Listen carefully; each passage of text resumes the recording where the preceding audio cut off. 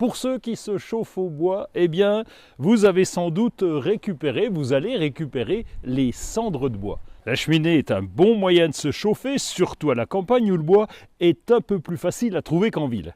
Et une fois consommé, eh bien, il est important de vider les cendres de temps en temps. Ça tombe bien puisque on va pouvoir utiliser ces cendres dans le jardin. Alors on parle bien entendu de cendres de bois non traitées, un bon bois naturel. C'est en fin d'hiver qu'on va pouvoir étendre les cendres au jardin.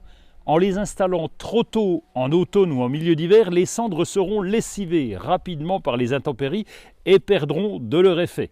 Les cendres sont riches principalement en calcium, mais aussi en potassium qui stimule l'enracinement et la fructification des plantes. Veillez à utiliser les cendres lorsqu'elles sont froides, bien entendu, et si jamais il y a des petits morceaux de charbon de bois, il faut trier un peu, il faut les retirer. On peut les pendre à raison de 2 grosses poignées au mètre carré, ça correspond environ à 100 grammes.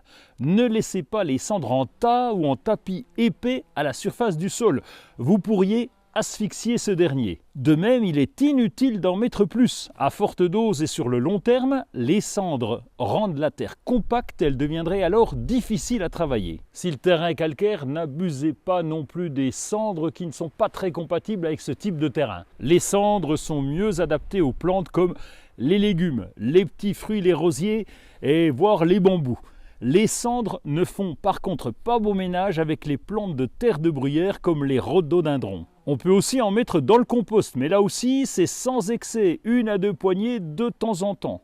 Vous pouvez aussi conserver vos cendres pour le printemps afin de piéger les limaces. Finalement, les cendres sont bien utiles au jardin à condition de ne pas en abuser.